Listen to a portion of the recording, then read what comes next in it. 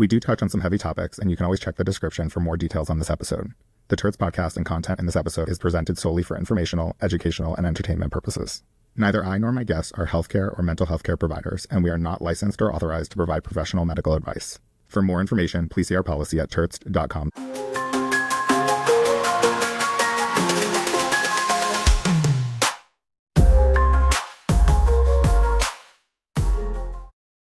From finance to fitness to fucking around on TikTok, he brings his authenticity to everything he does. And today, he's bringing the sequel. Jamison, welcome to Turtz. Thank you so much, Charlie. I appreciate it. Again. Again.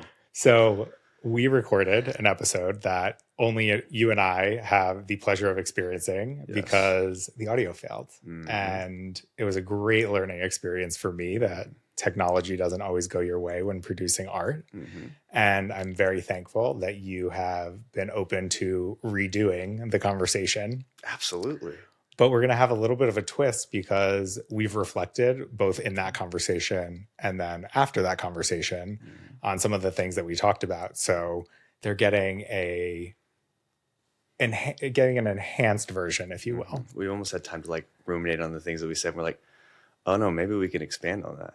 And also, I have no idea what we said, which is the best part. Exactly. So hopefully it'll be more on the idea of we don't remember, so we can have that conversation again somehow for the first time. Exactly. I do remember, however, that we started with how you got started on social media. Mm-hmm. And I think that's a great place to start for the second time. Yeah, absolutely. So going back a little bit, I have done everything from work in a daycare to a car wash to a pet store. And I found myself then in finance. And and my whole job title was a financial operations processing analyst. Sounds super fancy, got paid like close to nothing, okay? And I was doing the same work. I was an intern, technically. I was doing the same work as the people that actually worked there, but again, getting paid like nothing. And after 2 years of being there, I was like, hey guys, could I get a raise? And they're like, nah. And I'm like, cool, I'm out. So I left and I was like, fitness is something that I've done and like forever. And I had only ever done personal training for like friends and family up to that point. But I was like, I see all these people doing things online. I want to get my story out there. I want people to feel confident because I know I feel confident from the journey that I've been on. Why not try it? And so I started out with these really cringy, like at-home workouts in my dad's basement. Oh my God. And I wish I hadn't archived these. Actually, I deleted them. I didn't even archive them. If they archived, I would have put them back out, but I deleted them. And that's so sad. But I started with these really cringy workouts at home or in my dad's basement. And that kind of spiraled into me posting every day. Didn't matter. Didn't care. I was just having fun. I was like, this is cool. This is a new thing to do. And I post every single day. And then I came in contact with a bunch of people that were also kind of doing the same thing. And they live in Kansas City. And we were like, let's take a trip down to Houston, right? Because that was where the epicenter of all the fitness influencers with the Alpha Elite Gym and everything like that. And prior to that, I was like, well, there's a thing called TikTok. Maybe I should post on there. And one of my friends was like, you're hot. You should definitely post on there. And I was like, that's not how that works. And she goes, it is right now. And I was like, I don't know about that. But I saw a transition video on there. I was just scrolling one time, saw a transition video. I was like, that's actually kind of cool. So I tried my hand at it. Somehow, some way I was good at it for whatever reason and posted my first one and it blew up. And the crazy thing was like, this is going to sound so weird. I attempted to look ugly. Like I was like doing this thing to make myself look ugly and then like hot, like the most thirst trappy and like cringy thing in the entire world. But that took me to like 30,000 followers. And then at that time, the conversion rate was pretty good from there over to Instagram. And so I kept posting and kept posting and kept posting. Long story short, I got tired of the fitness stuff because everybody and their mother could stand in front of a mirror that's well lit and take their shirt off and have, well, not everybody's mother probably, but have like some sort of like look decent, right? And so I was like, I'm tired of like just being a body and a face. I want to start to do more of my lifestyle because I have more to offer. I have more of a personality, in my opinion. And so I got in front of a mirror, and skincare and hair care and beauty has always been something that has interested me. But it was not something that I was like willing to talk about at the time. So instead I did it over music, and I did a little Get Ready With Me and little snippets of that skincare, but not like full blown into talking about it, right? Or talking about the products or anything like that. That blew up because it was a male who was interested in his skin, taking care of his skin. And that was a very nuanced at that time, because that was probably 2 years ago, 2.5 years ago. And that's what really exploded my page. In the matter of 2.5 weeks, I went from like 30,000 followers to 220,000 followers. Don't look at my following now because I've barely grown since then. But it has been growing within, which has been wonderful, because it's allowed me to express myself. And that's kind of like where I brought myself to today, is being able to fully express myself now. I love that there was a transition to it. I want to go back to that moment of your video growing for the first time, and then we're going to definitely get back to the skincare. When your first video started to grow, what went through your mind?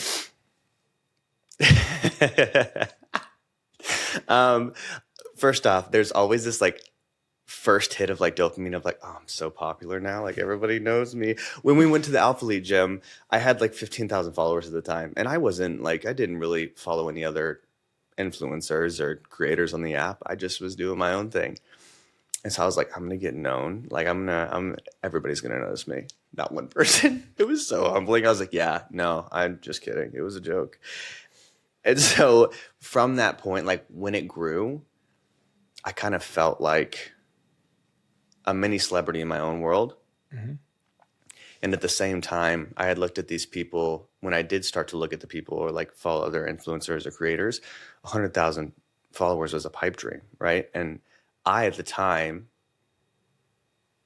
I correlated followers to like money in the bank. And so I was like, as soon as I hit 100,000 followers, I'm going to be so rich. I'm going to be so rich. Was not the case. But that's how I kind of felt. I was like, oh my God, I'm on the way to the top. Like, this is my big break. This is it.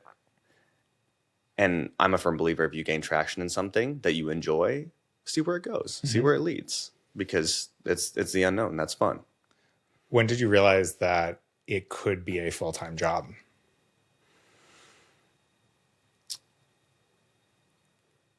Honestly, not up until like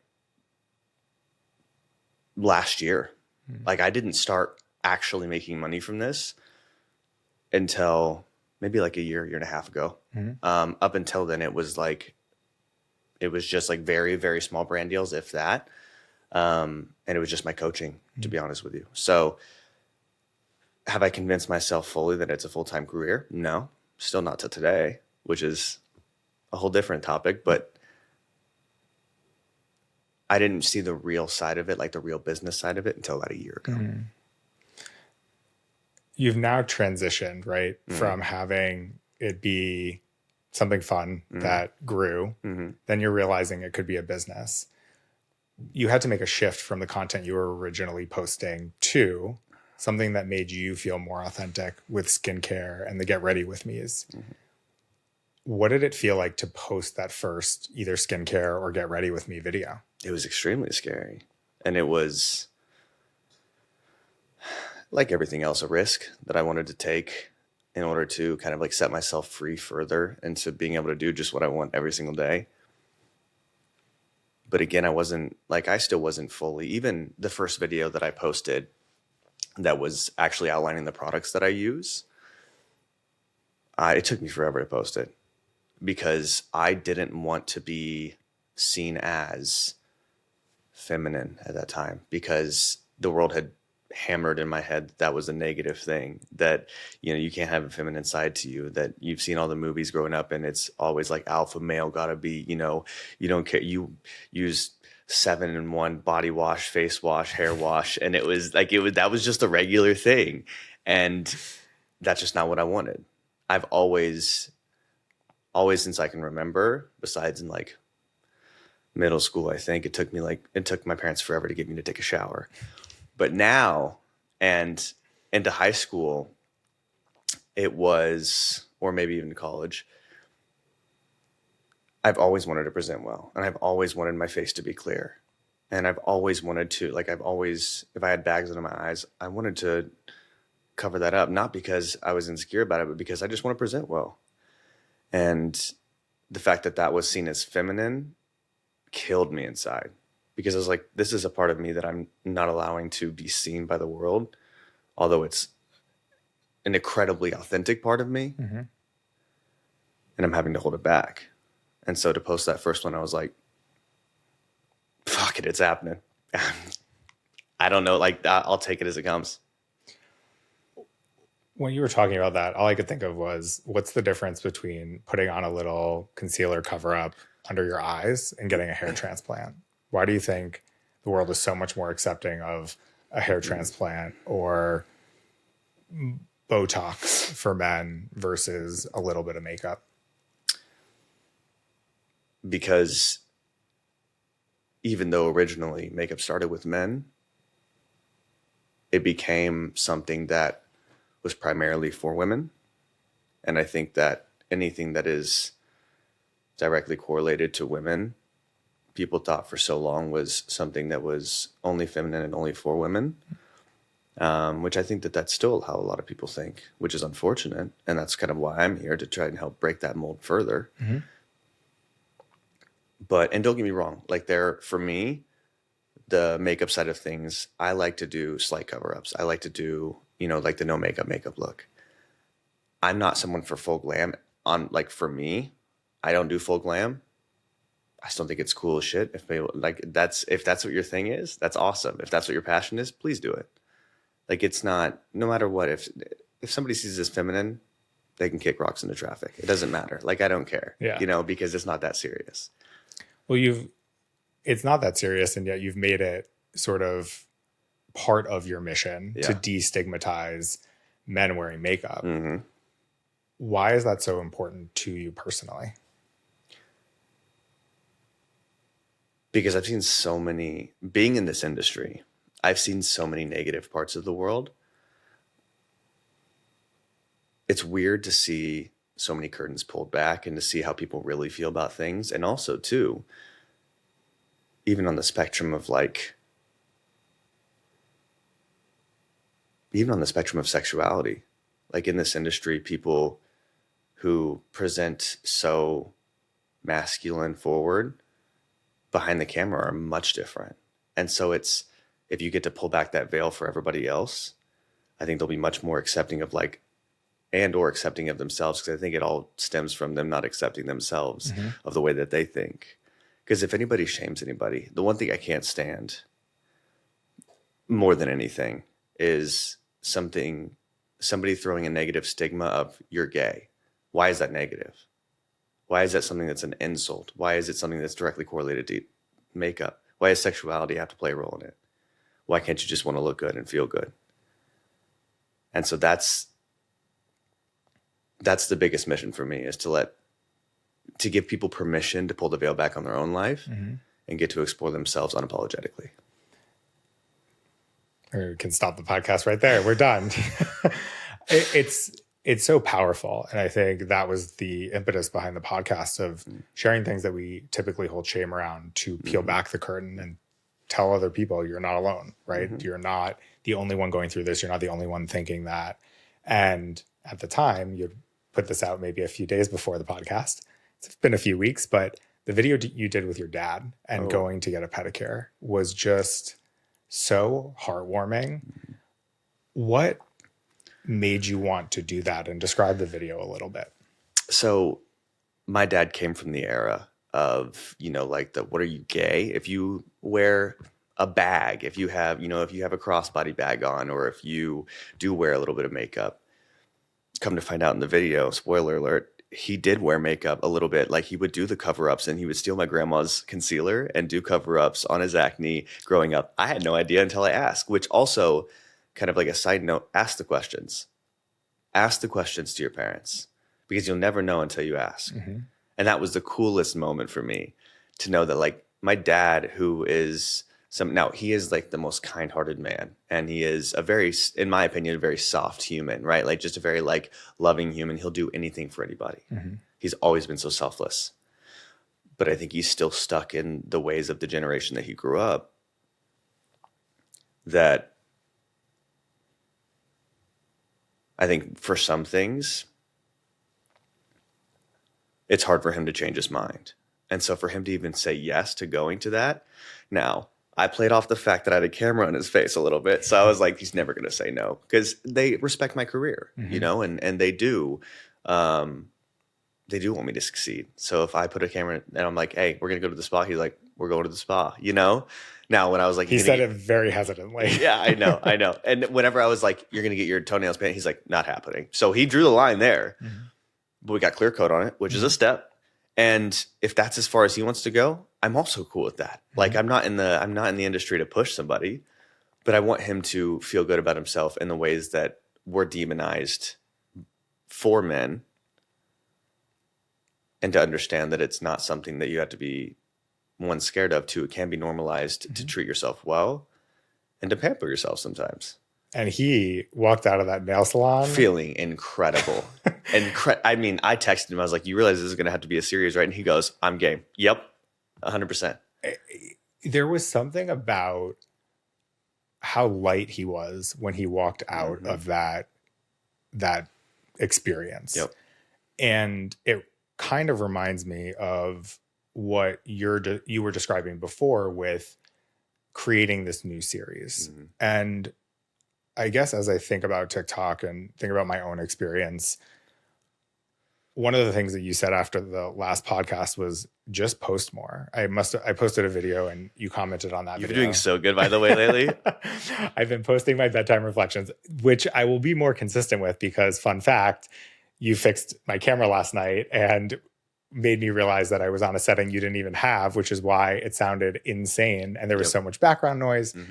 And I finally got to the point where I felt comfortable just making a video. I said, every night I'm going to post a bedtime reflection. I've been 50-50, which frankly is a really good start because it's been ongoing, even if it hasn't been as consistent as I want it to be. I'm trying to look at the positive. Yeah. But I felt really insecure because it felt like whether I listened to it on headphones or the camera or different people's phones, it always sounded different. And it always sounded like it picked up everything. And just asking that question to you last night and saying, hey, what's the deal with the mic? Like, I have purchased a mic. I have tried this mic. And you're like, I just pick up my phone and record. What are you talking about? And we went into the settings and it was wrong. Made me feel so confident, not to just record a bedtime reflection last night, but this morning I had a thought in my head and I just made that video. Yep. And that also comes from that conversation last week. I learned a lot with just 60 seconds and go. Like, don't think about it too much. Why do you think the audio bothered you so much though? Because isn't it? I tried to get off that real quick, but yes, I will answer. I think the audio bothered me because I had finally gotten the courage to make the videos and I felt like I had something that I wanted to say. But the background noise was so distracting that for me, all I could hear was the background noise. I couldn't even hear what I was saying because I was focusing on those very specific things, which people could have watched the videos and not even noticed, but I noticed. And I wanted it to be good quality. It didn't have to be perfect, but good quality and also something good to say. And so I think that was, if I'm going to pick up the phone and record, like the sound's got to be good, like period. Yep. I mean, but could that also be a lesson in the fact that you still did post the videos? I did. You still got started. It maybe wasn't to the extreme or to the amount, the volume that you wanted to. Yeah. But you still got started. I did. And to kind of go back to what I was saying before and what you were saying before about asking the questions, I could have also texted you 2 weeks ago instead of waiting till today to be like, what's the microphone? What's the deal with the microphone? You actually did text me about the microphone on one of my videos. You texted I did. Me and you're like, I swear if I can get my audio to sound that clear. And I was like, it's just my phone. Yes. And I indirectly asked that question. Yeah. And I think that is the important part, right? I could have saved myself another 10 days of struggling by just saying, what is your audio setting? Because mine is not working, or just explained it more. And I think that for me has always been a lesson. I try to figure things out on my own. Because do you think it's a pride thing? I don't think it's a pride thing. I think I've always been, from growing up, I've always been the person that 95% of the time I won't open my mouth unless I'm 100% sure, because if I knew the facts, no one could argue with me. And I argued enough about stupid things with family growing up that I didn't want to add an argument. So I keep my mouth shut until I know the answer. And when I know the answer, I'm saying it as loud as I can because those are the facts. Yeah. And so I think that translates to, I don't always ask for help when I need it. And I don't always share that I'm struggling. I don't share the details of what I've gone through, partially for that reason and partially because for a long period of time, I didn't understand the magnitude of what I went through. And I would say things and people would look at me like I was crazy because it was a very intense thing that I talked about as if it was the sun shining and you walking down the street. Yeah. So I think maybe the combination of those two has up until now prevented me from that, but finding out what an easy fix it was and already have made 2 videos since we had the conversation less than 12 hours ago has made me realize that it's okay to ask for help and ask the right people, the people that you trust, the people that aren't going to make fun of you for asking a question that is as simple as you have it on the wrong setting. And that's on having the right people in your circle. They're not going to make fun of you for asking the stupid questions. Absolutely. Or the silly questions. Yes.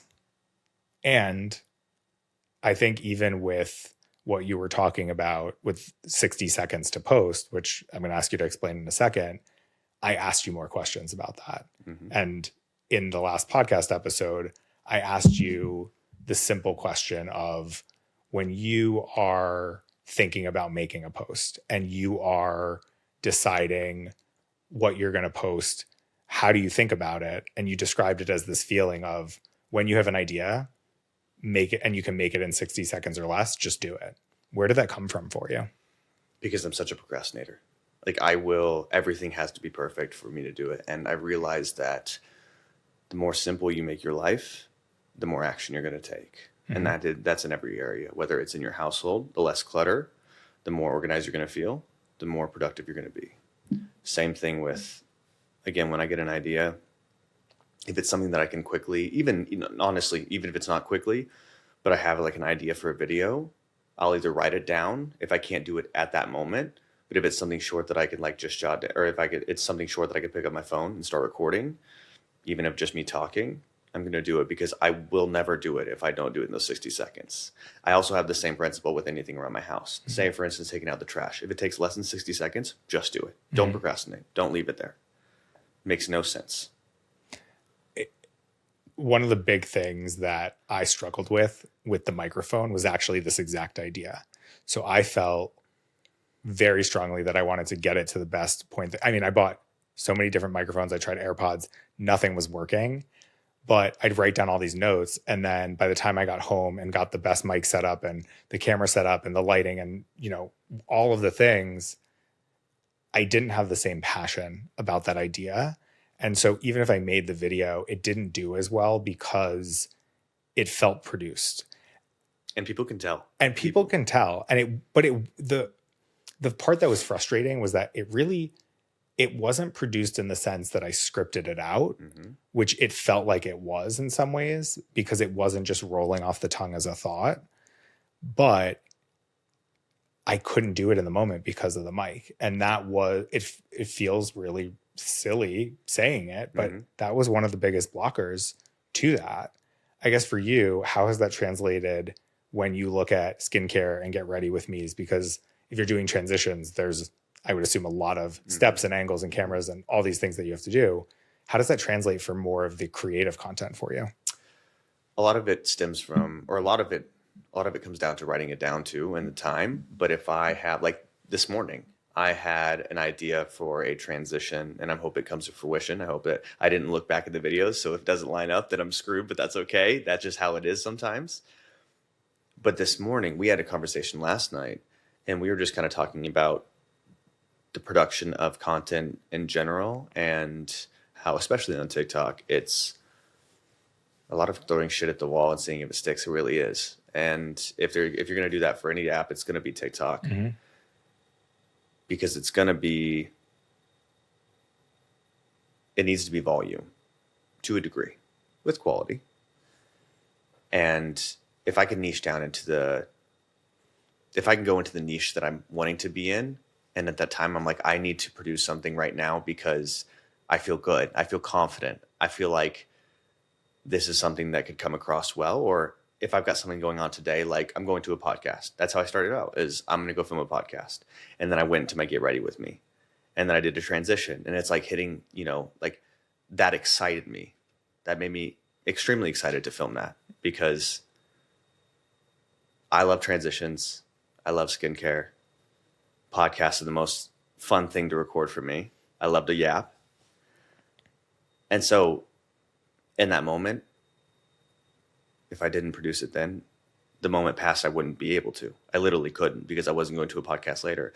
And for some weird reason, I don't know if this is for other creators or not, I have this weird complex about authenticity for myself, of like, because I'm not going to a podcast later, it would be so incredibly hard for me to say, I'm going to a podcast. I swear, I'm not kidding. It is, I don't know what it is, but I'm like, I'm not going to. Or if I do like multiple skincare videos in a day, my first thought is, I'm going to fuck up my skin. Why would I do that? Because I'm going to keep putting it on and taking it off and putting it on and taking it off. I'm doing the opposite of what I'm telling people. And so if I miss that window of skincare in that day, then I don't get to make that.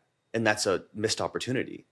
So taking the action right there, whenever I'm going to get ready anyways, so I don't have to get unready and get ready again, that's crucial.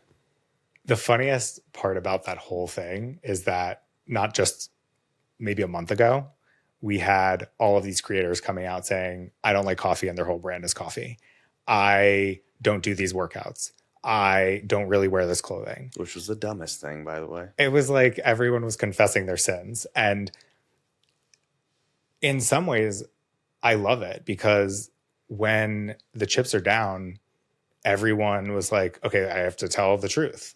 And I think there is something to what you said about the content that goes viral and the content that is something that people want to consume feels more authentic. And I do think there's a difference between speaking to camera and then something that's a little bit more produced, such as a Get Ready With Me or a makeup tutorial or whatever that produced content is.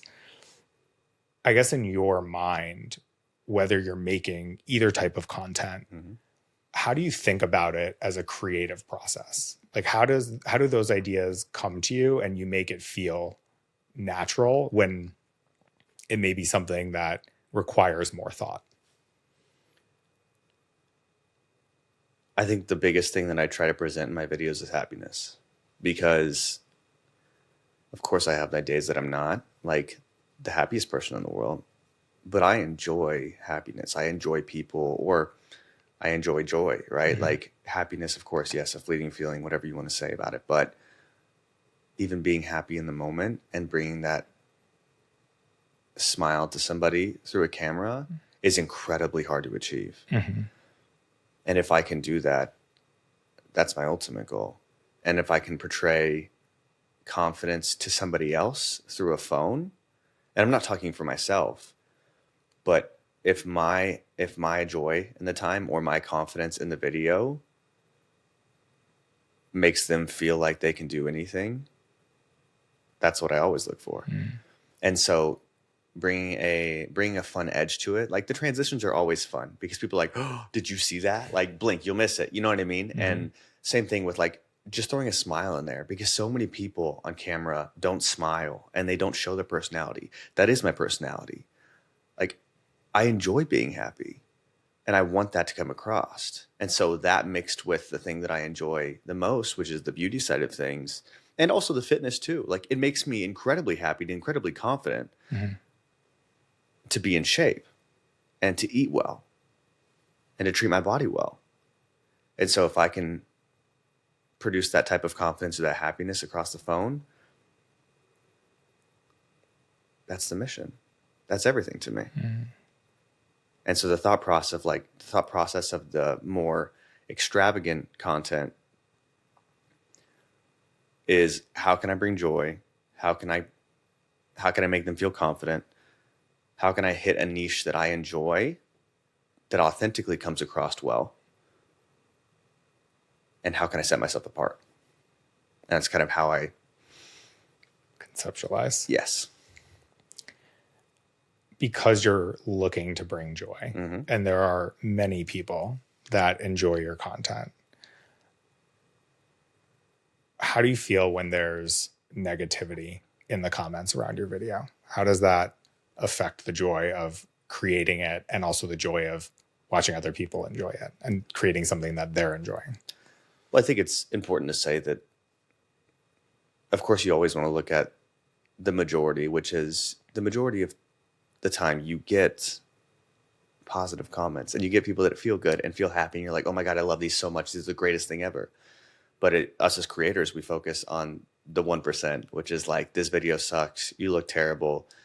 I had a guy yesterday comment on one of my things. He's like, I don't know, it was something like, you look bright or something like that, but it's causing a white cast on your face. And all I replied was, how observant of you. Because I don't understand what the point is. Yeah. But I think we'll never understand. I think trying to understand that is a losing game. So I feel bad for him because I think it's projecting, as everybody else does. And those are the people that I want. It's like a challenge for me. Those are the people I want so badly to be able to be like, oh, fuck, I love his content so much. Or even if it's not your content, even if it's they want to do some type of content that in their mind feels like it would be controversial and they're not able to do it. Yeah. It's not going to be every case, but it's the same concept. Even if it's not your specific content, it's like, hey, go and do something you enjoy. Yes. Or scroll to the next video. Yeah. Like that's what the algorithm is built for. I don't understand the people that stop. Mm-hmm. When I grew up, my voice was higher pitched and I was very uncomfortable with it, and it made me very insecure. And now I have a podcast, so I guess eat it. Yeah, I mean, it didn't even matter. But one of the first hate comments that I ever got was about faking vocal fry, and I got strep a lot as an adult. Had to get my tonsils out, and ever since then, my voice gets hoarse. And so it does sound like vocal fry, and I have zero control over it. So it hasn't always been this way? No. Really? And I didn't know that. But the funniest part to me is that it's almost the opposite of having a high-pitched voice. Yeah. And I sat there thinking, great, like these people think I have vocal fry. They don't think my voice is high-pitched anymore. Like, let's go. Like, it was actually in that moment, I remember thinking, this is a hate comment and I feel like I should be insecure about it, but it actually fueled me to keep going because in my head, if the worst thing that this person is saying is vocal fry, and that was my biggest insecurity as an adolescent, and I don't care. Yeah. Okay, cool. You're doing pretty damn good if that's the case. Yeah. And it's not even about, it's just, I've come to accept it. And I think that this is where I definitely relate to those videos and what made me want to reach out in the first place to you wanting to do skincare. I no longer care what those people think. And honestly, I wait now and I'm like, ooh, is someone going to say something negative? You know, someone commented, oh, the host is always so emo. Well, first of all, the fact that you know I'm the host, you know that I'm always emo. Well, it's an emotional, I'm the host. That's right. It's an emotional podcast. Yep. Yeah. I can be emo. I can also laugh and have fun, but like, let's be honest. Sad Carol is your handle. So aren't you emo as well? Yeah. Like, it's not adding We're on the up. same team here. Right. I don't know what's happening. But it was the perfect example of projection because this person that says at Sad Carol is now saying you're too emo. And I think sometimes it can be hard to find where that projection translates. But if someone feels the need to go on and post something negative about you, about your content, whatever it is, they took time out of their day to say it, which means it's striking a nerve and you should keep fucking going. You live rent-free in your head. Yep. I mean, I'm sorry that Sad Carol is sad, but I'm happy that she's listening. Maybe she can learn something that will help her get unsad. Sad Carol, come on the podcast. Listen, Sad Carol, if you're watching, please send me a DM. I would be happy to talk about what you're going through on the podcast Yep. and help other people who may feel similar to you. You could be emo together. Yeah, exactly. I mean, I don't know what else to do, but I do think that is so important, where you feel so authentic about what you're doing that those negative comments can be difficult. And also, who cares? You're happy. And this ties in, I think, to also show up authentically as you, who you are each day. Mm-hmm. That does not mean you have to be happy every day. Mm-hmm. And this is for any creators that are thinking about starting. Mm-hmm. Show up at the very beginning every day how you present that day. Because I made the mistake of people want to always see me happy in videos. So anytime that I see... Or half naked. Or half naked. They want full naked, but it's fine. But like it's it's so hard to post anything outside of me like smiling, mm-hmm. or because people don't respond to it well. Mm-hmm. Like if I'm having not the best day, or if I'm just like not bubbly in that mood, but like, or if I'm not bubbly in that time, sometimes I'll stop myself from posting because I'm like, oh, I'm not going to come across as joyful as I usually am. Mm-hmm. But maybe it's a good idea. And so I'm losing out on that opportunity as well, because I feel like, and I'm projecting onto my audience that I can't show up anything else than bubbly. Mm-hmm. And so show up as your authentic self from the very beginning, every day, in whatever mood you're in. I do think that there is one catch to that. Okay. And there's something that you can't control. Mm-hmm.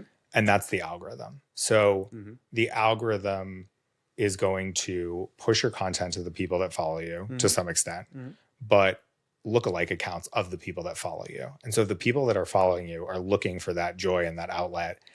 And you then post something that is more emotional in whatever way you want to take that. There's more emotion behind it. It's not just joy. A contemporary dance. Well, I'm just over here like this. I mean, that would actually probably do well, but you being emotional. As long as I'm half naked. Yeah. But that's what the algorithm expects from you. And so I think that it doesn't mean you can't transition your brand to having more of that. Mm-hmm. But I do think that because of the algorithm pushing things out, you have to have more stamina as a creator, that even though your account may be where it is today, the new content has to resurface and restart over and has to gain followers that diversify your following. Mm-hmm. And I think that can often be something that's going to prevent you from trying something new. He's saying all of this because this is the place that I'm in right now with my content. Well, I was going to pivot it back to you of like, my bad. What? No, not your bad at all. I was saying it because I wanted to bring it full circle to you're building a brand. Mm-hmm. You are a brand as a creator. Mm-hmm. Aside from the joy and the voiceover videos and the makeup and the skincare, what do you want people to take away from your brand?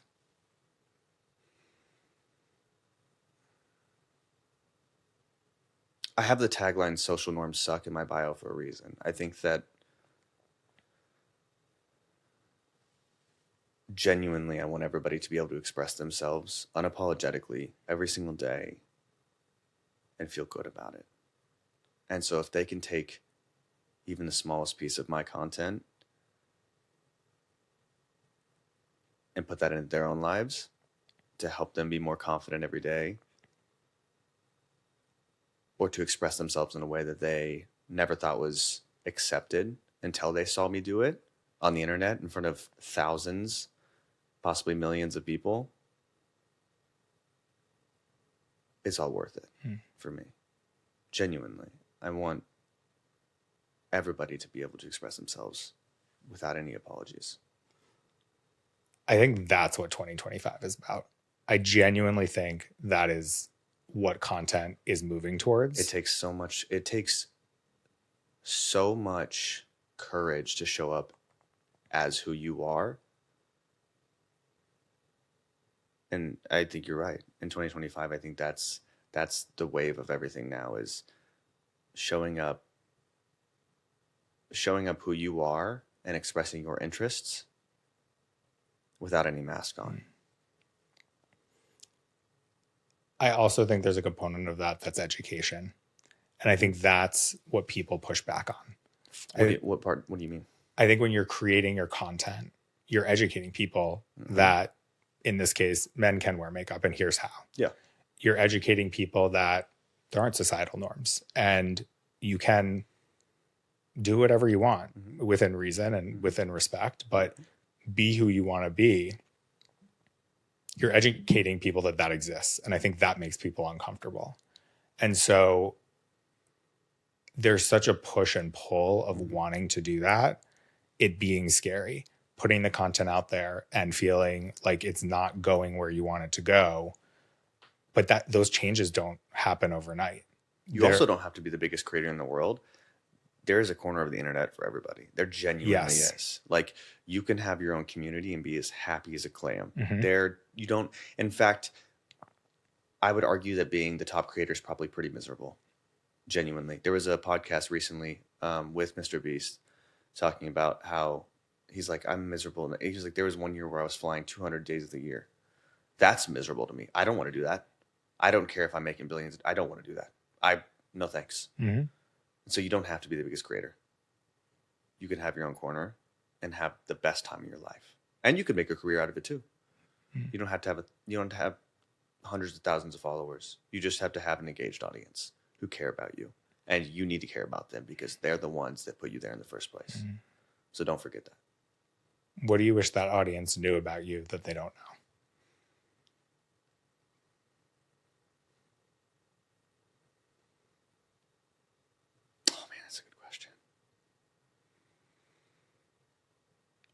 I'm a human. I'm going to make mistakes. I'm not perfect. And I'm not always confident.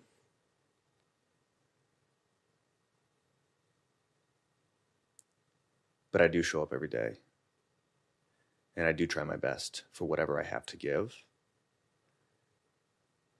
And my mission for this is authentically to make a change.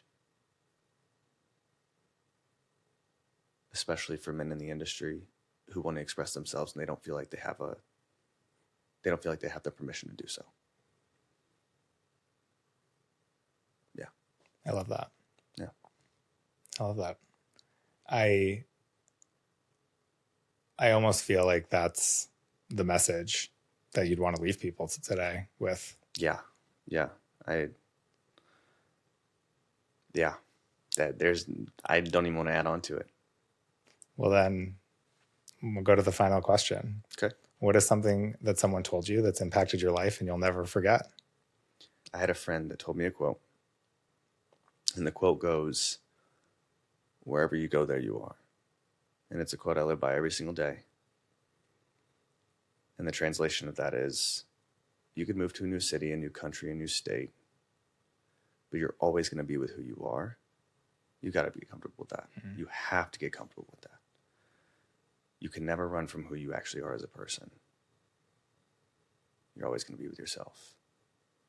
So be unapologetic and be happy with who that is, and accept who that is. You don't have to be complacent. Get comfortable. Move forward. I love that, and it definitely hits a very specific part of my history where I kept trying to move and I kept trying to make small changes and kept trying to just be who I thought people wanted me to be. And I had to really step away to find who I was and be honest about who I was. It wasn't just knowing it, it was saying it out loud. What was the breaking point for you?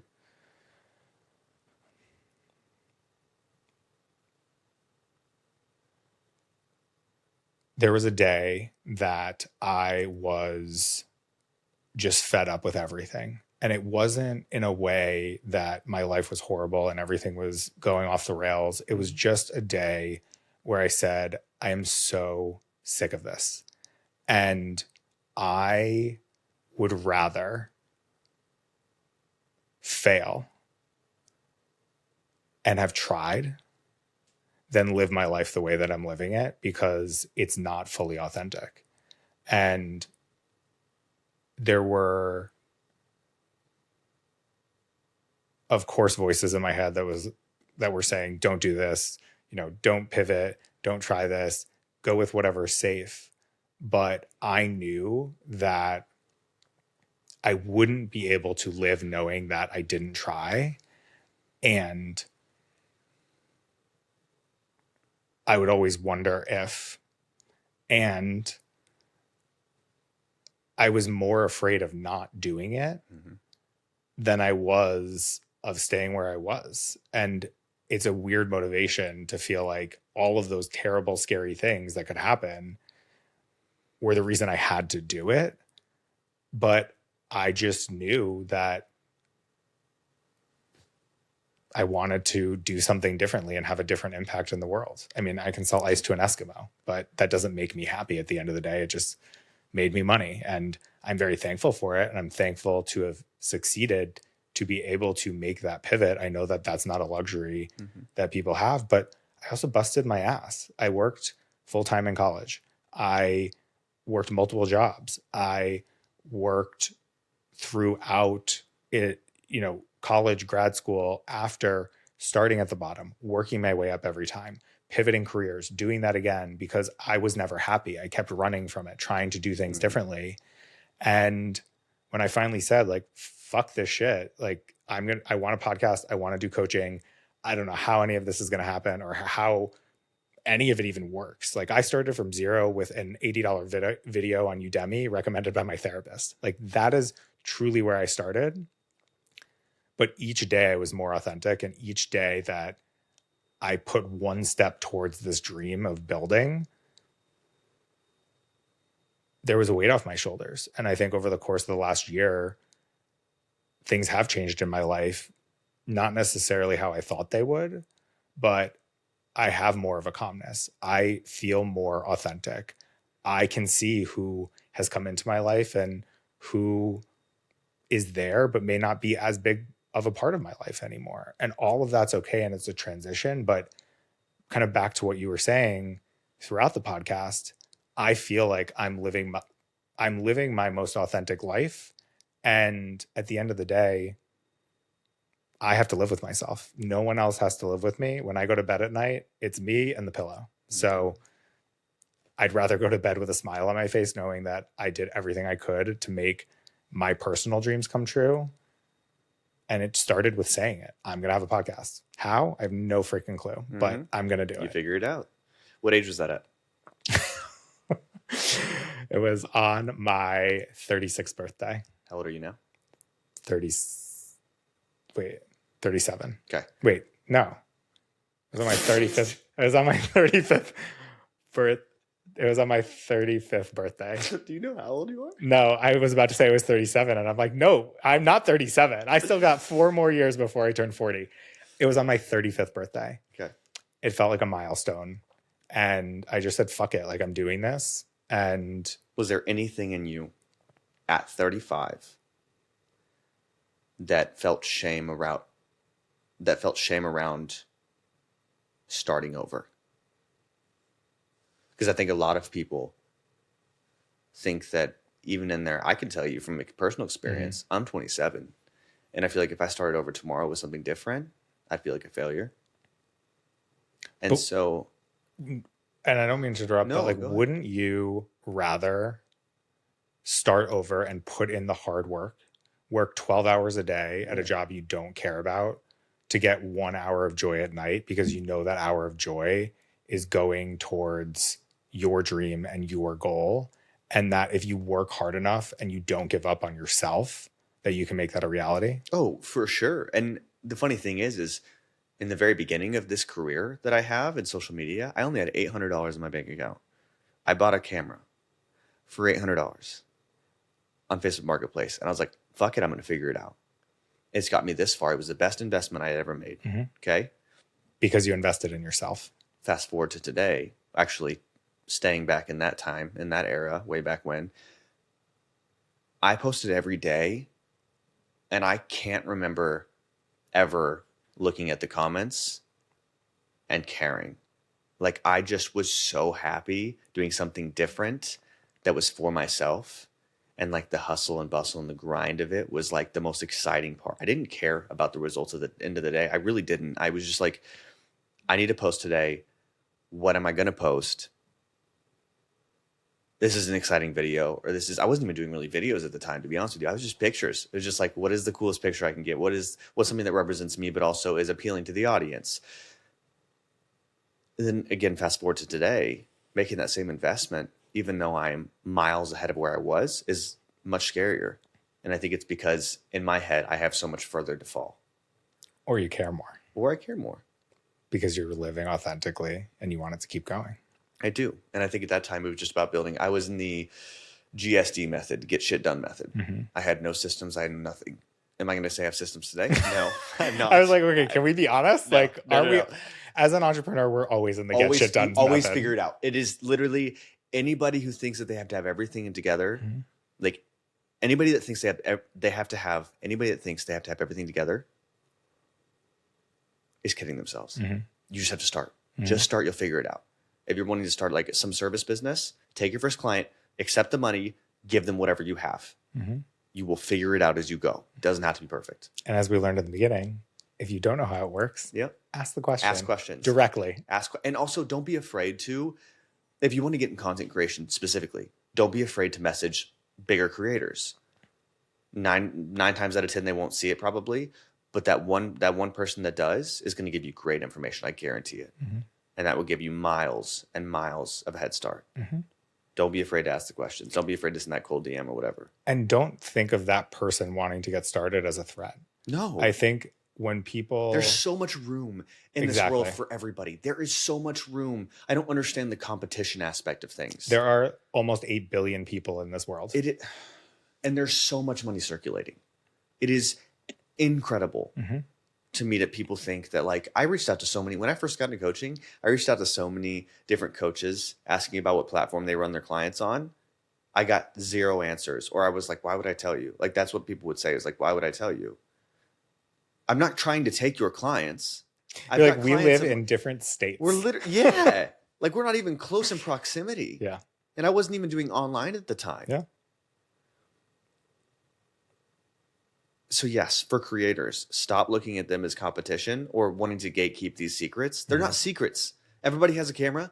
Just tell them what kind of camera you have. Yeah. Tell them what kind of mics you have. And then if they want step-by-step, charge them a couple $100s an hour.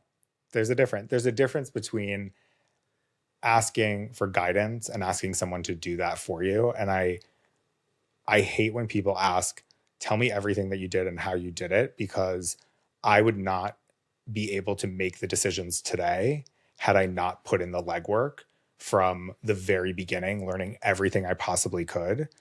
And I remember specifically someone was editing a podcast with me, or no, they were creating the intro and outro, and there was an issue with the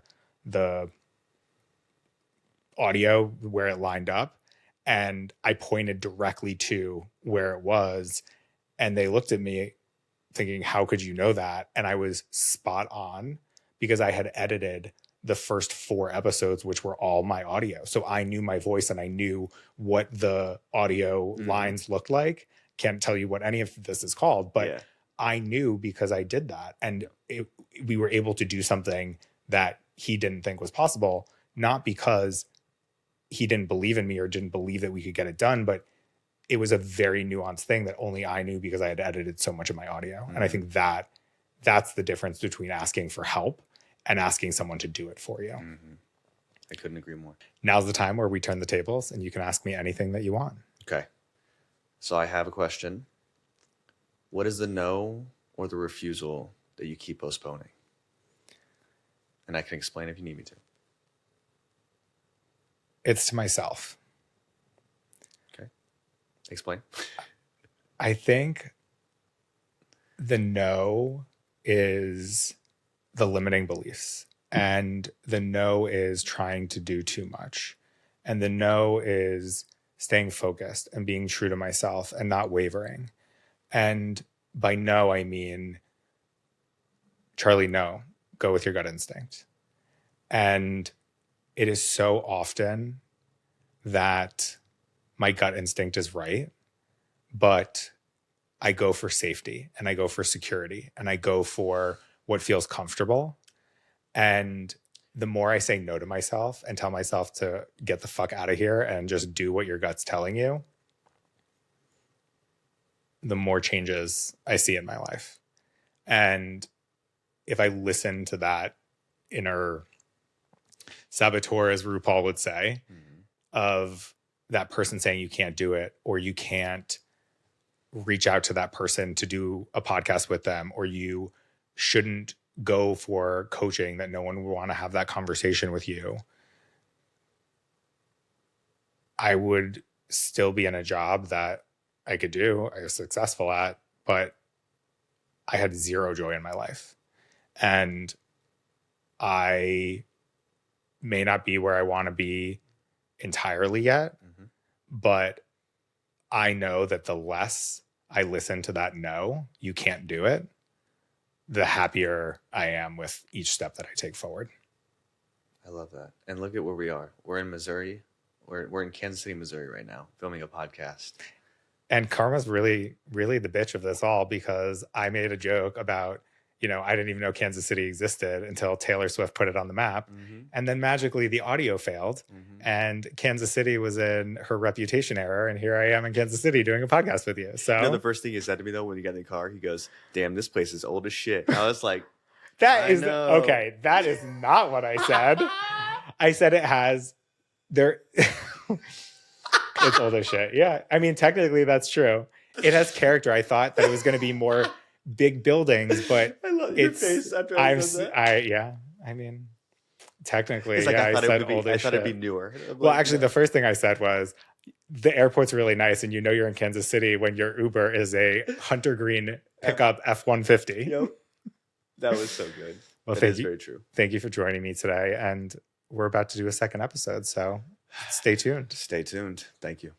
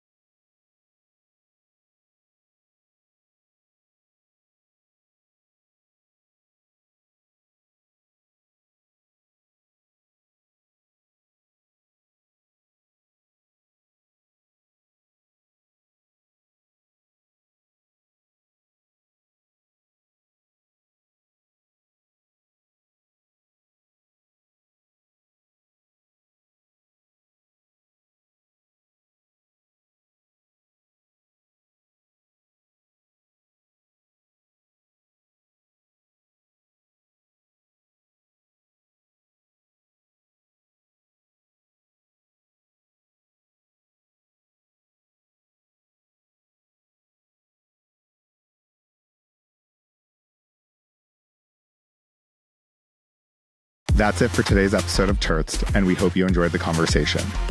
Do yourself a favor and hit that subscribe or follow button, because trust me, you won't want to miss what's coming next. And if today's episode got you thinking, laughing, crying, or maybe even rolling your eyes, write a review and tap to rate. Now let's be real, this convo doesn't end here. Hit us up on socials and don't be shy.